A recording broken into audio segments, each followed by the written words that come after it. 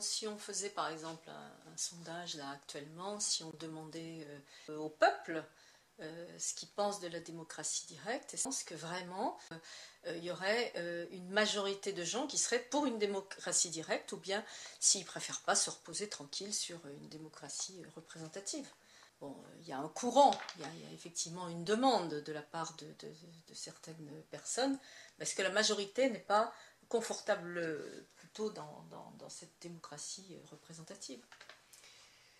Alors c'est un débat justement qu'il faut poser.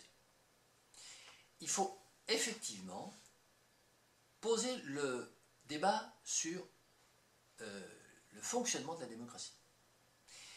Ce débat, ça doit d'abord commencer par l'analyse précise du fonctionnement actuel. Que les gens comprennent bien comment ça fonctionne actuellement. C'est-à-dire que les lois ne sont pas votées majoritairement par les représentants, qu'elles sont décrétées par l'exécutif. Ça, c'est déjà un niveau de débat, un niveau d'information, je dirais, puisque c'est une information qui ne circule pas, qui, je pense, est de nature à faire émerger un certain nombre de réflexions. Ensuite, il faut étudier,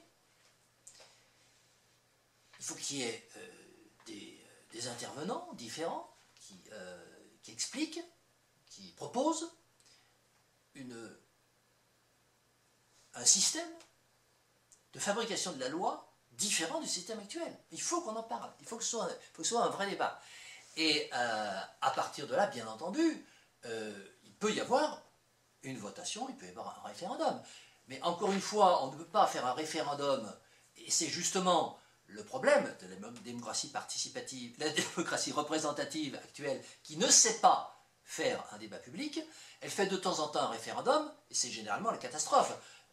Il y a eu un référendum en 2005 sur l'Union européenne en France, où les Français ont dit non, et l'exécutif s'est assis dessus, et on va voir ce que ça va donner en Angleterre, si la démocratie représentative, qui est quand même majoritaire en Angleterre, va finir par phagocyter le résultat. Bon. Donc, la question posée, effectivement, bon, elle doit être posée, c'est-à-dire qu'on ne peut pas dire la démocratie directe, c'est la vérité vraie, et donc il n'y a pas de discussion possible, il faut passer en démocratie directe. Non, non, non, il faut réellement qu'il y ait un débat sur comment d'abord, quelle est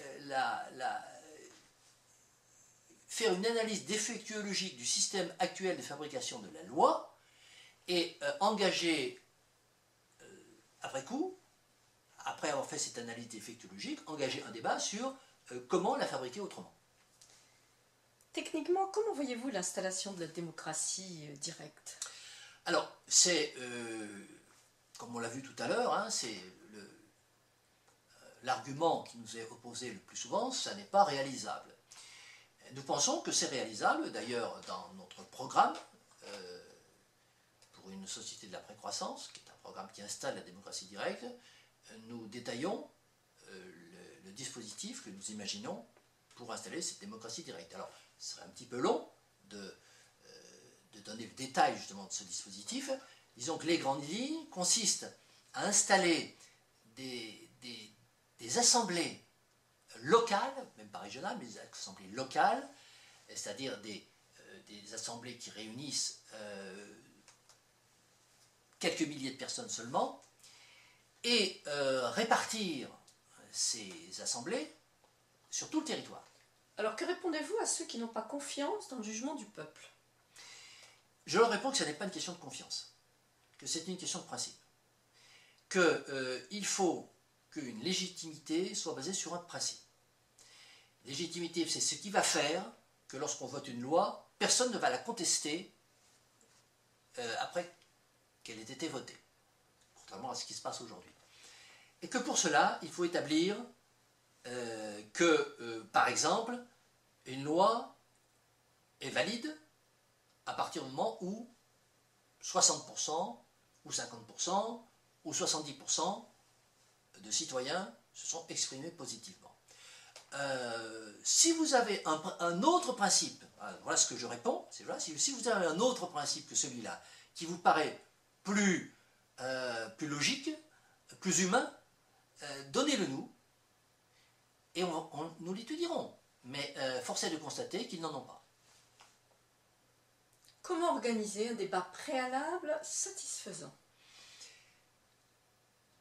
J'ai déjà répondu à cette question, puisque le débat sera instauré dans les agoras. Les agoras ont 3 objectifs.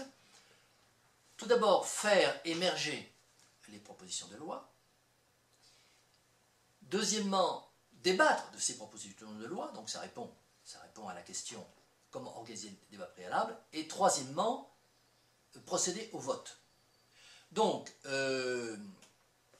j'ai indiqué qu'il y aurait plusieurs séances dans les agoras, plusieurs séances par semaine, et certaines séances seront consacrées uniquement au débat sur les projets de loi.